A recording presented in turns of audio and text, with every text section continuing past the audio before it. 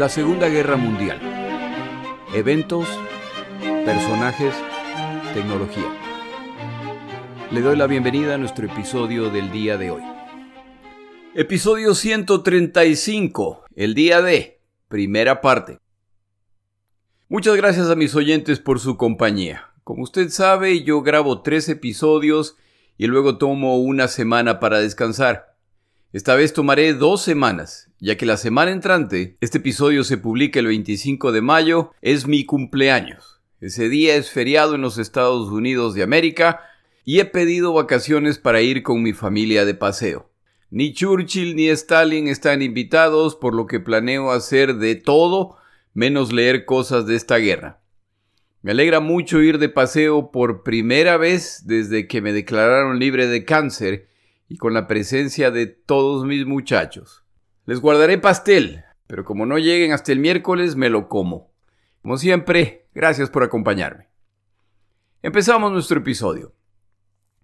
La Escuela St. Paul, en Inglaterra, es una edificación típica de la zona, sin mayor atractivo el hecho de que ha sido afectada por los bombarderos alemanes, lo que se nota en la falta de vidrios en sus ventanas, hace a esta construcción mucho menos llamativa. Pero esta escuela tiene un secreto. Está ubicada en una de las tantas zonas al sur de Inglaterra con limitado acceso al público, al estar en un sector controlado por las Fuerzas Armadas británicas. Esta escuela está siendo utilizada como el cuartel general del 21º Cuerpo del Ejército Británico, cuyo comandante es un pupilo de esa escuela. Su nombre es Bernard Montgomery, quien para este momento ya es un personaje famoso como triunfador de El Alamein en África sobre el Afrika Korps de Rommel. Montgomery ha sido nombrado comandante de las Fuerzas Armadas Británicas más sus naciones asociadas para la operación conocida como Overlord, los desembarcos en Francia, los cuales inicialmente se habían programado para mayo de 1944, pero han sido retrasados para junio, para fastidio de Stalin. El 15 de mayo de 1944 se realiza una importante reunión para tratar de finalizar los planes. El público británico no lo sabe, pero ese día dentro de la escuela St. Paul se encuentran Dwight Eisenhower, quien como comandante supremo de esta operación dirige la reunión. Se encuentra presente además el general Omar Bradley, quien comandará las fuerzas estadounidenses durante los desembarcos. No será Patton como creen los alemanes. Está presente además el general Bernard Montgomery, comandante supremo británico, más los comandantes a cargo de las operaciones naval y aérea en apoyo de los desembarcos. Presentes además se encuentran Winston Churchill y George VI, el rey británico. Además de los múltiples y muy detallados mapas con los que cuentan, tienen una gran maqueta de la costa de Normandía que llevan meses construyendo con el objetivo de producir una réplica exacta. En esta maqueta se ubican las fuerzas alemanas de acuerdo con su información de inteligencia y discuten los detalles de los desembarcos, incluyendo qué grupos de combatientes desembarcarán en qué playa, qué obstáculos deben anticipar, cuáles son las defensas alemanas conocidas en la zona. Están por emprender la operación más compleja de la historia militar en un tipo de ataque que históricamente casi siempre ha fracasado, incluyendo ejemplos recientes, la operación alemana León Marino, que al final decidieron ni siquiera intentar, y por supuesto la operación aliada en Dieppe, de resultados desastrosos para los aliados al perder la mitad de los combatientes involucrados. Quienes se encuentran en esta sala saben que el tiempo se les acaba. Los combatientes están dispersos en más de 1000 campamentos en todo el sureste inglés y cuando salgan navegarán de múltiples puertos, por lo que tienen que asegurarse de que se encuentren cerca del puerto desde donde partirán las embarcaciones a cargo de la playa a la que se dirigen. En términos muy generales, este es el plan. Atacarán en 5 playas a las cuales han denominado de este a oeste Sword, espada, Juno, que creo que no tiene ningún significado en español, Gold, oro, Omaha y Utah. Las 3 primeras playas estarán a cargo de los canadienses y británicos, las 2 últimas a cargo de los estadounidenses.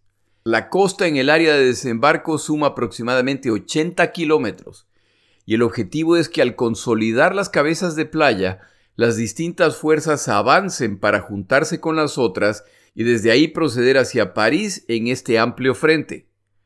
Los desembarcos deberán realizarse en condiciones particulares. Una de las condiciones es predecible, la otra impredecible.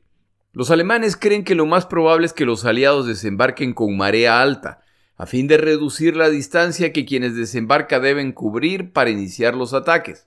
Por esta razón han minado la costa e instalado obstáculos contra las embarcaciones. Los aliados, que para este momento ya cuentan con abrumadora superioridad aérea, lo que les permite realizar reconocimiento aéreo a placer, han visto todo esto, por lo que su plan es realizar los desembarcos con marea baja, a fin de ver los obstáculos y desactivar las minas. El día ideal para los desembarcos, la marea baja ocurrirá al amanecer, que es cuando planean desembarcar. El día perfecto, de acuerdo a este criterio, es el 5 de junio. Pero aquí viene el factor impredecible, el clima. Este no se puede planificar con anticipación y requiere cielos poco o nada nublados para que la aviación pueda apoyar los desembarcos. El mar debe estar calmo o el peligro para quienes desembarquen se incrementa. Para la tarea de monitorear el pronóstico del tiempo, los británicos han puesto a disposición de esta operación al Dr. James Stagg, meteorólogo civil reclutado por las Fuerzas Armadas británicas.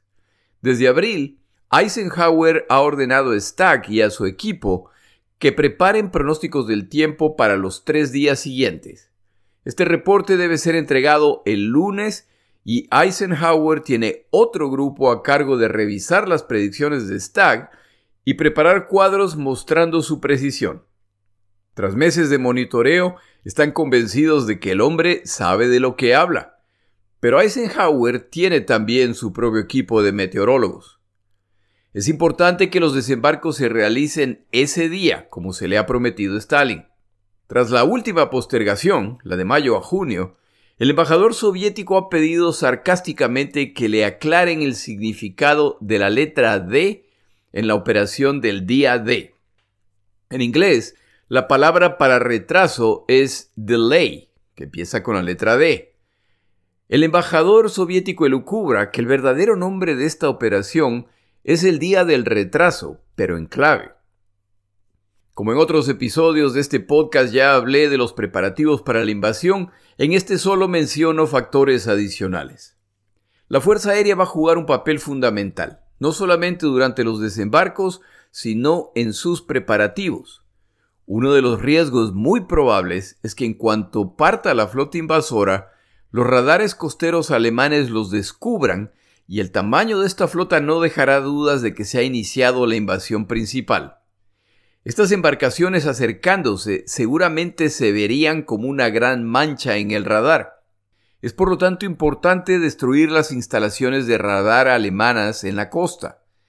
Pero si se concentran en destruir estas instalaciones en Normandía solamente, entonces están avisando a los alemanes dónde va a ser la invasión.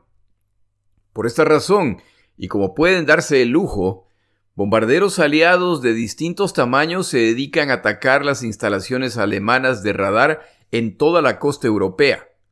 Esto enoja al comandante británico Harris, a cargo de la fuerza de bombarderos, ya que implica reducir los ataques contra el territorio alemán, el objetivo principal de su grupo de combate. Esto sumado a que los aliados saben que para junio de 1944 ya prácticamente han neutralizado a la Fuerza Aérea Alemana, hace que Harris vea menos necesario desviar a sus fuerzas. La fuerza aliada concentrará además sus ataques en estaciones ferroviarias y en sistemas de caminos, a fin de evitar el movimiento de tropas y blindados. En otras palabras, tal como lo predijo Rommel. A partir de inicios de junio, los ataques con bombarderos ligeros, medianos y pesados contra el territorio francés se inician. Tifones británicos y Thunderbolts estadounidenses se dedican a atacar a baja altura objetivos en tierra. trenes, convoyes, concentraciones de tropas alemanas. Los bombarderos medianos y pesados atacan las fortificaciones alemanas en la costa. Estos ataques siguen la misma lógica que los ataques contra los radares. Tienen que atacar una zona muy amplia para evitar que se enteren los alemanes de la zona específica del desembarco. El día de los desembarcos utilizarán además un truco creado por los británicos contra los radares alemanes. Lo llaman window, ventana. Esta estratagema consiste en cortar miles de láminas de papel de aluminio, las cuales tienen que tener medidas precisas para afectar a los radares alemanes. Bombarderos son cargados con estas delgadas tiras de aluminio y al acercarse a la costa las sueltan a intervalos establecidos. Esto causa que las pantallas de los radares alemanes se llenen de señales similares a las que produce un avión al acercarse. De acuerdo a lo que indica el radar, hay una gran cantidad de aviones que se aproxima. Como estas delgadas láminas de aluminio flotan en el viento, tal como el confeti, la ilusión dura unos cuantos minutos, tras los cuales ya se acerca el siguiente grupo de bombarderos para repetir el proceso. Así se encubrirá la flota y los aviones de los radares alemanes sobrevivientes. Desde inicios de la invasión alemana, grupos de ciudadanos franceses se han opuesto a la ocupación, realizando tareas de resistencia o incluso de sabotaje. Tal como en las Filipinas, los aliados piden a quienes deciden resistir que se abstengan de actos violentos. Su mayor contribución a la derrota de Alemania es la provisión de inteligencia en preparación para los desembarcos. Hay muchos casos de este tipo de comportamiento, como el inocente pintor francés René Duchesse, al que le pido disculpas por masacrar su nombre.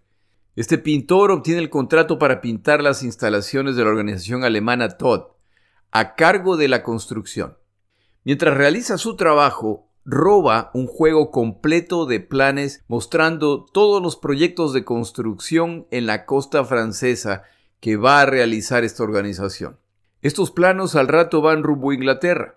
Existe también el caso del ciclista Guillaume Mercader, otro pobre francés masacrado por mí, dueño de una tienda de bicicletas y competidor en carrera de bicicletas. Se mantiene en forma entrenando en las playas de Normandía. Es detenido muchas veces por los centinelas alemanes que le indican que esas zonas son restringidas. Mercader muestra su licencia de la Asociación Francesa de Atletas. Lo revisan muchas veces y nunca encuentran nada sospechoso. Y es que Mercader no lleva ningún aparato para escribir o guardar información. Esto lo hace en su cerebro y poco a poco va memorizando los detalles pequeños de la zona que recorre. La zona en que entrena Mercader en pocos meses será conocida como Sword, Juno, Gold, Omaha y Utah. Es decir, él se entrena en las zonas donde los aliados van a desembarcar. Al final su entrenamiento y llegar a casa, añade detalles al plano que sigue mejorando cada día. Más tarde esta información es enviada a Inglaterra. Para 1944 la hora de los desembarcos se acerca. Los servicios de inteligencia británicos tuvieron una clara influencia en la resistencia francesa con la que trabajan desde el inicio de la invasión alemana. Las múltiples células de resistencia existentes saben que las instrucciones para iniciar la resistencia serán provistas a través de la BBC de Londres, que transmitirá mensajes previamente acordados cuando el momento se acerque. Como no pueden dar instrucciones precisas, debido al riesgo de que se conozca el sitio de los desembarcos, los británicos, llegado el momento, transmitirán mensajes generales para que la resistencia francesa en todos los lugares entre en acción.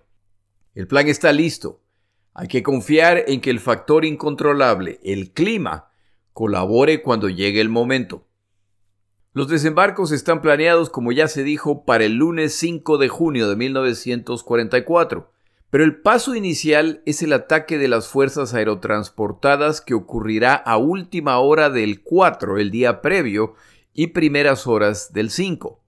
Que no se le olvide que al final van a zarpar 2.700 embarcaciones principales más, de acuerdo a algunos autores, casi 2.000 adicionales, desde 22 puertos distintos para organizarse en 60 convoyes distintos.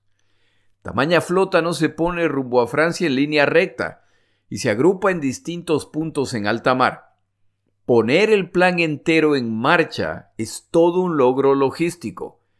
Tener que cancelarlo es un grave percance, ya que para llegar a la costa francesa al amanecer y en el momento acordado, se requiere que distintos convoyes partan a distintas horas debido a las distancias distintas que deben recorrer. El jueves 1 de junio, los servicios meteorológicos aliados reportan depresiones en el Atlántico Norte que pueden resultar en tormentas, días nublados y mar agitado en los días siguientes. Para este día, el proceso de embarcar a los combatientes y el material de guerra ya se ha iniciado. Los meteorólogos estadounidenses y británicos están en desacuerdo respecto a qué significa esto para el día de los desembarcos. El meteorólogo británico Stagg debe presentar una recomendación para el viernes en la mañana y no tiene claro cuál debe ser esta recomendación. La coordinación de todos estos movimientos es tan compleja y estas embarcaciones consumen tanto combustible que un par de cancelaciones resultarán en tener que recargar combustible, lo que tomará varios días. A pesar de todas estas graves preocupaciones, la mayor es la confidencialidad. Una vez que se avisa a los combatientes que la operación se inicia y se les dice cuál es su objetivo, y luego se cancela la operación, solo se necesita que a uno entre 500.000 se le vaya la lengua con la persona equivocada y los alemanes sabrán que los desembarcos son inminentes. Llega el viernes 2 de junio y con la conferencia de Eisenhower con sus comandantes.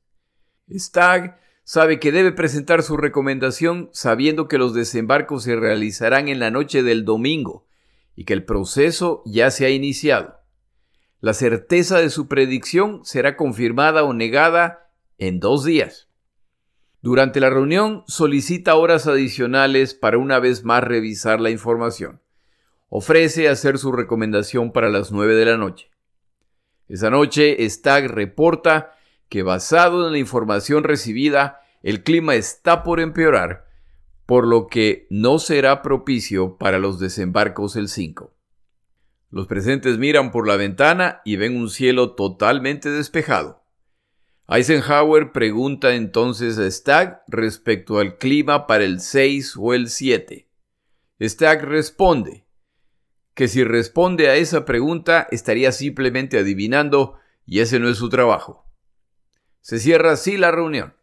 Revisarán el pronóstico del tiempo nuevamente al día siguiente, el sábado. Al hacerlo, la información meteorológica es todavía más clara y es desfavorable para los desembarcos. Con esta información, Eisenhower decide que los desembarcos serán postergados al menos por 24 horas.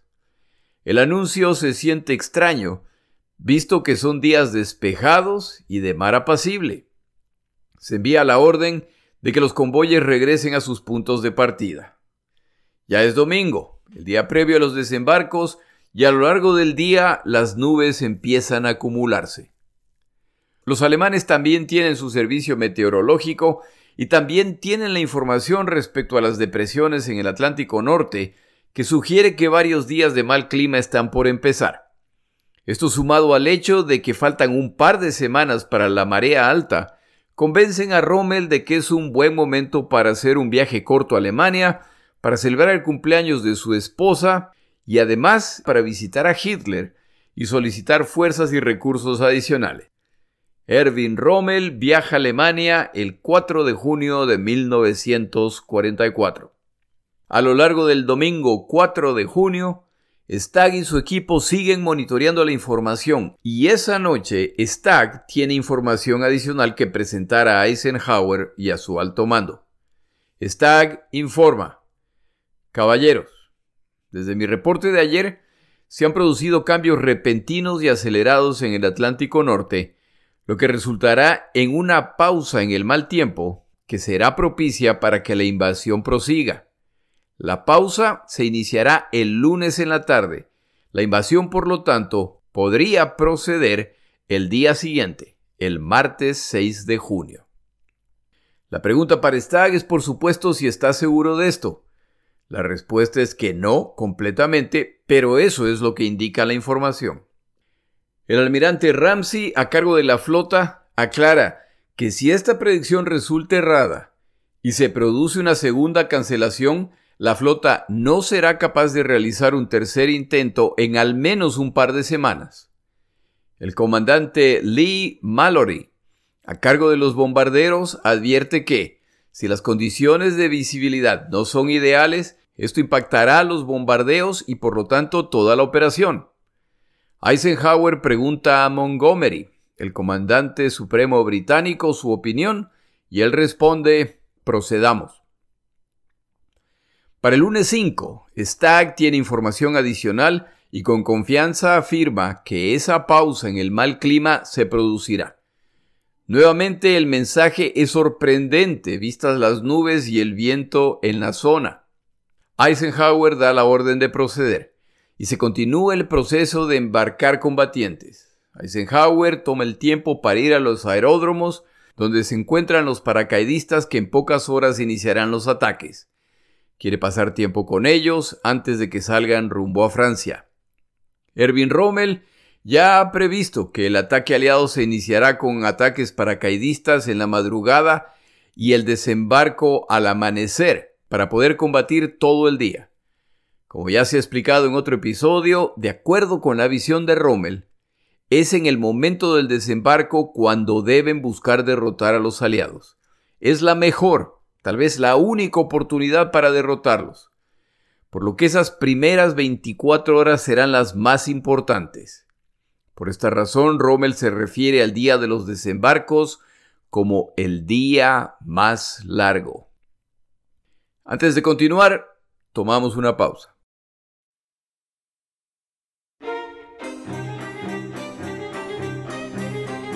Palabras de Churchill. El día de hoy una frase de Churchill respecto a la fortaleza. Cuando el peligro se encuentra lejos, a la distancia podemos pensar en nuestras debilidades. Pero cuando el peligro se encuentra cerca, no debemos olvidar nuestra fortaleza. En otras palabras, pálidos pero serenos. Esa última es añadidura mía, por si acaso.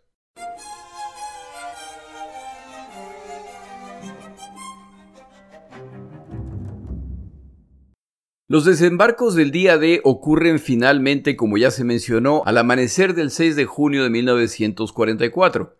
Sin embargo, para este momento otras operaciones ya han ocurrido. Las más importantes de ellas es el ataque paracaidista de unidades aerotransportadas británicas, canadienses y estadounidenses que descienden detrás de la línea defensiva costera alemana. Estos combatientes tienen la tarea de neutralizar posiciones defensivas alemanas, tomar control de puentes y caminos que se dirigen a Normandía, confundir al enemigo y causar desorden, pero sobre todo, destruir las posiciones de artillería que amenazan a las embarcaciones y a los combatientes que desembarcan. Aquí se inicia el involucramiento en la guerra del grupo de combatientes descrito en el libro de Stephen Ambrose, que luego se convierte en una serie de HBO llamada Banda de Hermanos, la cual sigue las aventuras de la compañía Easy, parte de la división aerotransportada 101, conocida como The Screaming Eagles. Esta serie será brevemente mencionada durante estos episodios. Y aquí un comentario personal respecto a la serie Banda de Hermanos. La serie me gusta mucho. La he visto un par de veces, lo que no es poca cosa, ya que son 8 episodios, si no me equivoco. Los productores hicieron un gran trabajo presentando al grupo, explicando su maduración y participación en esta guerra. Es difícil no tomarles cariño a estos personajes, en particular a Dick Winters, el líder de este grupo a través del entrenamiento y posterior combate en Europa. Mi recomendación es que vea esta serie, pero que considere lo siguiente. En otros episodios he mencionado otra serie de HBO llamada El Pacífico, la cual sigue las aventuras de una división de infantes de marina estadounidenses desde Guadalcanal hasta la victoria final en ese teatro de operaciones. Eso a mí me parece bien, ya que en el Pacífico son los estadounidenses, a pesar de que no son la única nacionalidad que participa, quienes dirigen y lideran esta campaña, y no es injusto decir que son los estadounidenses quienes ganan la guerra en esa zona. Banda de Hermanos hace lo mismo. Sigue a este grupo de paracaidistas desde su descenso en Normandía hasta el final de la guerra. Aquí existe el riesgo de concluir que la guerra en Europa la ganaron estos señores paracaidistas, o al menos que la ganaron los estadounidenses.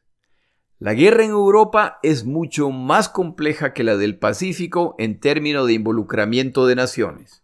Los eventos descritos en Banda de Hermanos son apenas un punto en medio de múltiples eventos en el oeste y en el este de Europa, que al no ser descritos, ya que estos señores no participaron en esos, se prestan para malentendidos y pueden dar la impresión, como ya lo dije, de que fueron ellos quienes ganaron la guerra en Europa, o que fueron los estadounidenses, que por sí solos ganaron la guerra en Europa. Le recomiendo la serie Banda de Hermanos. La serie es excelente. Solo tenga en cuenta estas precauciones. Dwight Eisenhower pasea por los aeródromos desde los cuales despegarán los aviones de transporte C-47 que llevarán a las tropas aerotransportadas que en unas horas invadirán Francia. Quiere hablar con ellos, animarlos para los combates que se acercan, remarcar la importancia de su misión. Los combatientes que despegan no lo saben, pero entre el alto mando militar aliado se ha manifestado el temor de que estas fuerzas de paracaidistas van a ser aniquiladas. El temor ha sido tanto que incluso hubo quien ha abogado por que estas operaciones se suspendan. Eisenhower, sobre cuyos hombros cae la responsabilidad del resultado final, ordena que se proceda. Los paracaidistas ya se preparan para su tarea. Descenderán detrás de las líneas enemigas, lo que quiere decir que muy probablemente pronto serán rodeados. Pero ese es el tipo de combate para el que se han preparado. Es así como combaten los paracaidistas. Unas horas más tarde llegarán las tropas regulares para reforzarlos. Pero ¿qué pasa si los desembarcos fallan? ¿Qué pasa si los alemanes detienen a los aliados en las playas y los paracaidistas no reciben refuerzos? El mayor temor de estos combatientes es quedarse sin munición y tener que rendirse o no contar con el equipo necesario para enfrentar distintas situaciones. Esto tiene una solución muy fácil. Se encuentra a disposición de los que están por partir el armamento que necesiten en la cantidad y variedad que prefieran. Los paracaidistas se asegurarán de contar con todo lo que necesiten para varios días de combate mientras enfrentan todo tipo de emergencias. De acuerdo al libro Banda de Hermanos, el uniforme de los paracaidistas estaba impregnado con químicos capaces de protegerlos en caso de ataque químico alemán. Esto limitaba su flexibilidad, causaba picazón, los uniformes olían mal y retenían el calor. Llevan un pequeño cuchillo en el pecho para cortar los arneses de los paracaídas si se enredaban en un árbol.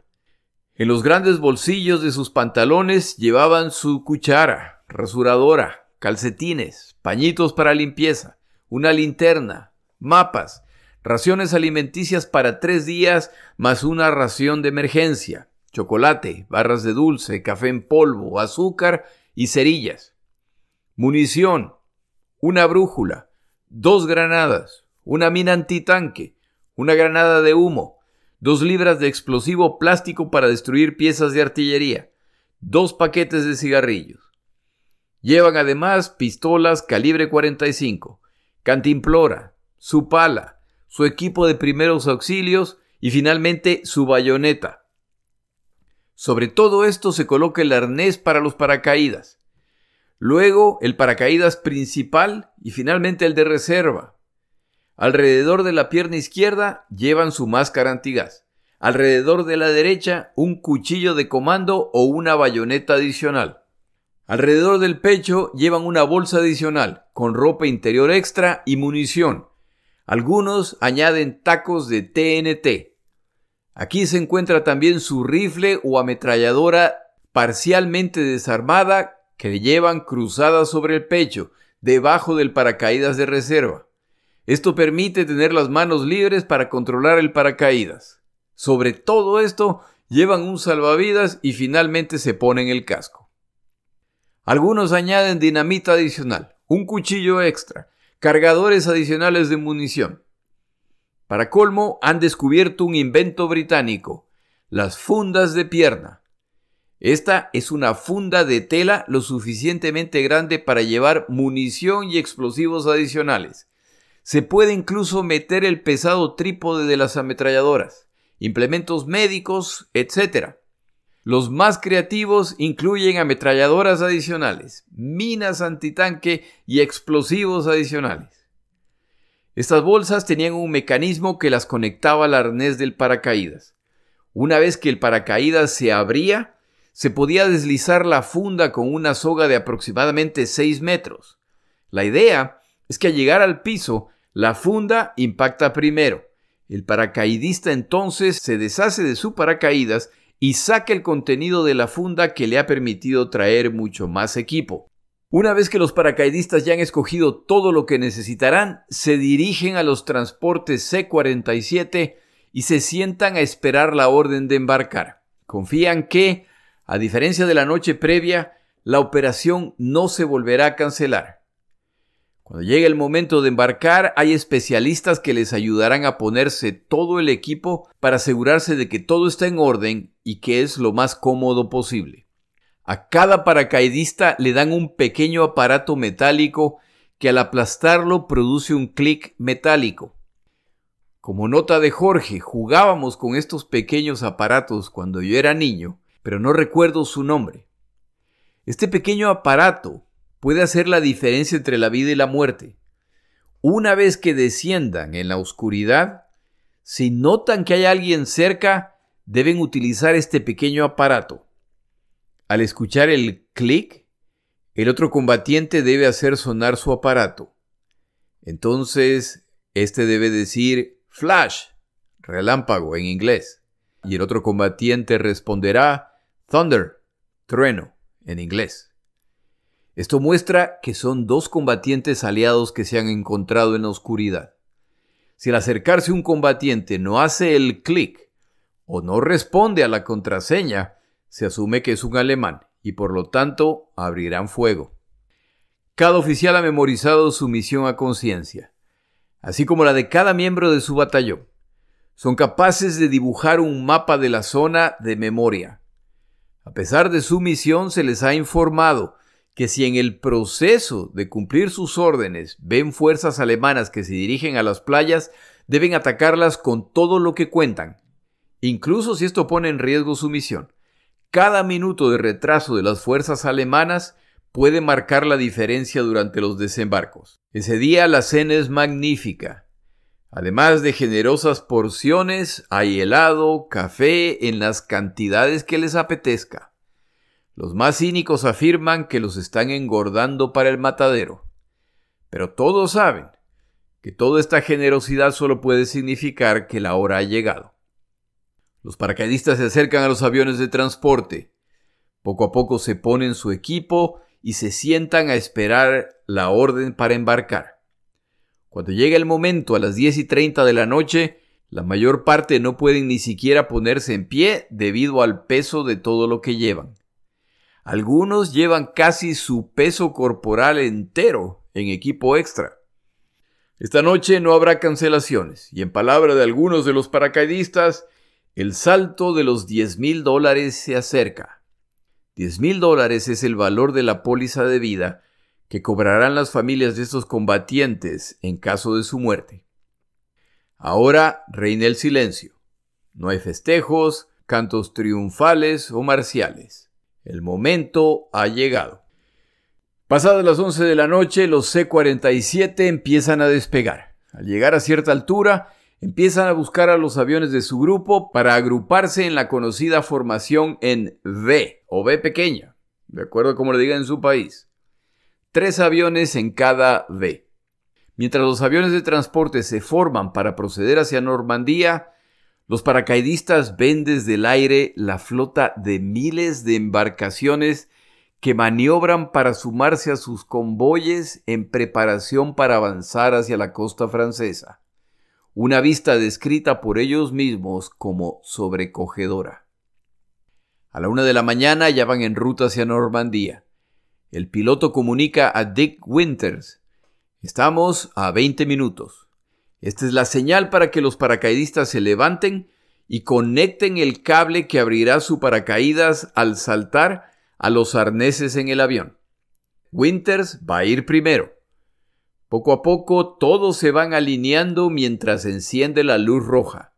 En cuanto la luz cambie a verde, es hora de saltar. Ya llegan a la costa francesa y encuentran una acumulación de nubes. Al ingresar en esta, los pilotos de los transportes instintivamente buscan separarse de los otros aviones para evitar colisiones. Al salir de las nubes se dan cuenta de que ya no ven a los otros aviones. Para este momento los aliados cuentan con un aparato que guía a los aviones al punto establecido. El problema es que solo el avión que lidera la formación en V cuenta con este aparato. Al separarse, ahora solo 1 de cada 3 aviones saben hacia dónde dirigirse y cuándo se acercan hacia el punto de salto. Esto se repite con la mayor parte de las formaciones y los pilotos ya no tienen idea de cuándo deben activar la luz verde. A este problema se suma ahora uno mayor. Las baterías antiaéreas costeras alemanas abren con todo contra los transportes que empiezan a ser impactados. Estos pilotos con muchas horas de entrenamiento son sin embargo novatos que nunca han enfrentado este tipo de situación. Y el desorden, y por qué decirlo, el pánico empieza a cundir. Este es el punto en que los transportes deberían empezar a desacelerar para que los paracaidistas empiecen a saltar, asumiendo que han llegado al punto correcto. Pero esto significa exponerse aún más al fuego antiaéreo. Algunos pilotos reducen la velocidad, otros la mantienen, otros aceleran y las luces verdes empiezan a encenderse en todos los aviones. La situación para los paracaidistas es similar. Repentinamente se desatan los infiernos y los aviones empiezan a ser impactados y derribados. Ellos, los paracaidistas, han entrenado para la guerra y están dispuestos a morir, pero no dentro de una lata de sardinas. Al encenderse la luz verde, con todo gusto se lanzan inmediatamente para iniciar su guerra. Están a punto de notar la diferencia entre saltar de un avión a la velocidad practicada y hacerlo de uno que va a decenas de kilómetros más de velocidad. Al abrirse el paracaídas, sufren un tirón mucho más fuerte del previamente experimentado. Hay grupos de paracaidistas que saltan de transportes que han sido impactados y derribados. Se lanzan sin la altura suficiente, por lo que sus paracaídas no se abren, y uno a uno se van destrozando contra el piso. Otros ven mientras descienden cómo el avión en que se encontraban hace unos instantes se estrella. Quienes saltan experimentan el tirón mucho más fuerte del anticipado, lo que resulta en que el equipo que cargan, empezando con las famosas fundas de pierna británicas, sale disparado. La altura del salto ha sido menor a la ideal. Muchos impactan el piso a gran velocidad. Tobillos torcidos, músculos desgarrados y fracturas no fueron extrañas. Y a todo esto lo acompaña el zumbido de las balas de las ametralladoras alemanas que buscan eliminarlos. El ataque aerotransportado se ha iniciado en completo desorden. En el caso de la compañía Easy, de la División Aerotransportada 101, protagonista de la serie Banda de Hermanos, el líder de este pelotón y el comandante de la compañía han muerto antes de que se inicien los combates. Dick Winters no lo sabe, pero ahora está a cargo de la compañía. Por su parte, durante el salto, su bolsa de pierna se ha desprendido, lo que resulta en la pérdida de su contenido. Mientras Winters desciende, ve las balas trazadoras de las ametralladoras alemanas que se dirigen hacia él. Hasta llegar al piso está indefenso y su supervivencia no depende de él. Cuando finalmente toca tierra, ha perdido la casi totalidad de su armamento. Inicia el combate en Europa contando solamente con el cuchillo que llevaba en la pierna. Como punto de referencia, los miembros de la compañía Easy, que debían descender, agruparse y proceder con su misión, han caído dispersos en un área de aproximadamente 20 kilómetros. Hasta el amanecer, los combatientes de los dos bandos ven a los aviones sobrevolar, el fuego antiaéreo que asciende, los paracaidistas que descienden, las ametralladoras que los atacan. Muchos de los que han descendido han perdido el aparatito metálico que les permite identificarse con combatientes amigos. Los ataques aerotransportados británicos y canadienses también sufren de confusión, pero siguen su misión a través de planeadores que los depositan en silencio en lugares del frente.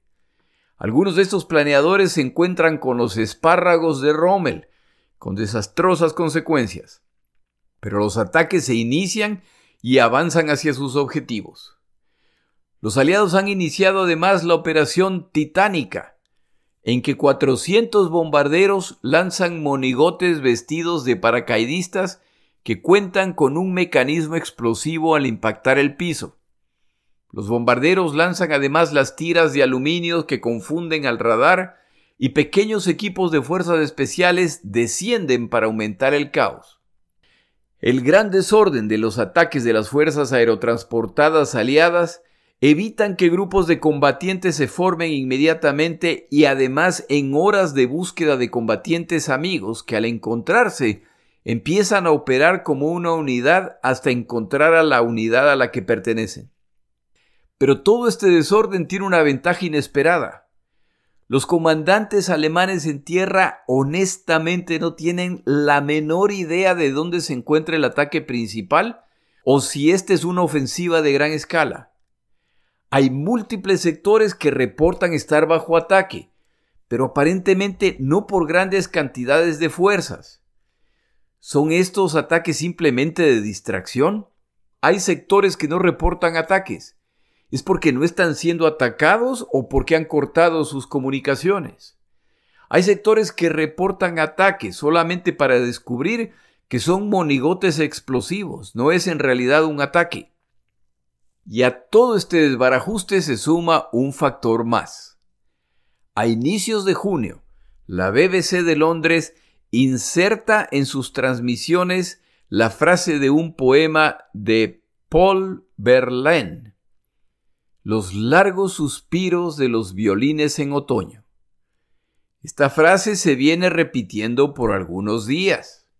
Los miembros de la resistencia francesa que saben los detalles entienden que un anuncio muy serio se acerca.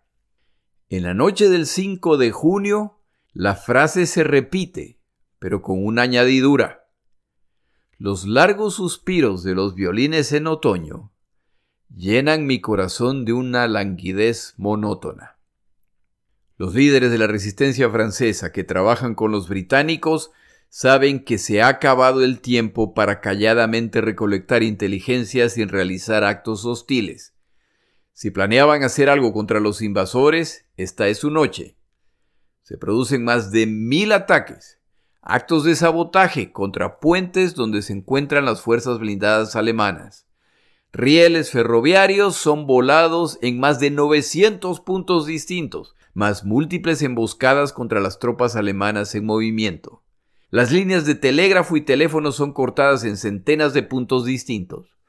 El caos cunde en la costa francesa. El día más largo ha empezado, y Erwin Rommel no está ahí para verlo, ya que se encuentra en Alemania. De la forma como Hitler planeó esta estructura de comando en Normandía, sería él, Hitler, quien daría la orden para contraatacar. Pero en medio de toda esta confusión, nadie se atreve a despertar al Führer, a riesgo de ser considerados alarmistas. En el siguiente episodio, en 3 semanas, continuamos el relato del día D. Mi nombre es Jorge Rodríguez. Gracias por acompañarme.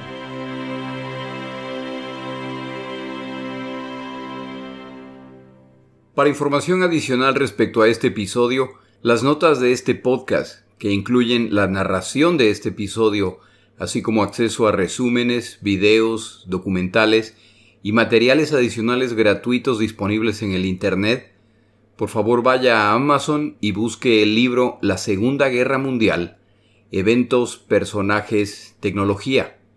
Al comprar estas notas me ayuda y me apoya financieramente. Puede encontrar información adicional en mi página web, lasegundagm.com. Muchas gracias.